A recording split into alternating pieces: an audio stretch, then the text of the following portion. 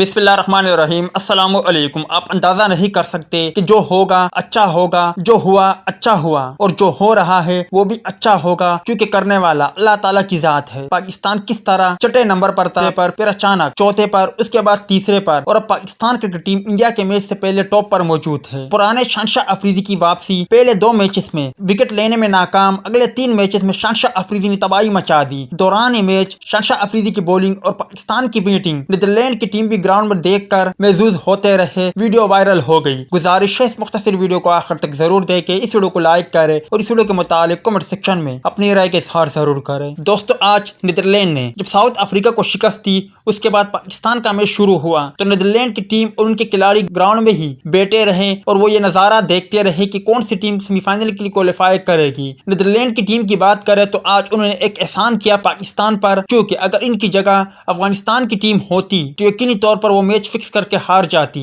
मगर नीदरलैंड की टीम ने शानदार कमबैक करते हुए शानदार मुकाबला किया और शानदार जीत हासिल की। दोस्तों, शहनशाह अफरीदी की बात करें तो आज शहनशाह अफरीदी ने बहुत ही उम्दा और शानदार बॉलिंग का मुजाहरा किया और पुराने शाइन की वापसी हो गई। शहनशाह अफरीदी की बात करें तो आज शहनशाह अफरीदी ने 4 खिलाड़ियों को आउट किया, जिनमें लिटन दास जो कि बहुत ही जारहाना बल्लेबाजी करते हैं, उनकी विकेट शामिल थी। इसके अलावा मुसद्दिक हुसैन को क्लीन बोल्ड किया। इसके भी अलावा तस्कीन अहमद को आउट किया, जबकि नूरुल हसन की विकेट भी शामिल थी। जब शहनशाह अफरीदी शानदार बॉलिंग कर रहे थे तो नीदरलैंड की टीम और उनके खिलाड़ी ग्राउंड में ही मौजूद थे और वो पाकिस्तान की बॉलिंग और बैटिंग देखकर महजूज होते रहे। आपको पाकिस्तान की शानदार जीत मुबारक हो। आज की शानदार जीत पर आप क्या कहेंगे, कमेंट सेक्शन में लाजमी तौर पर बताएं।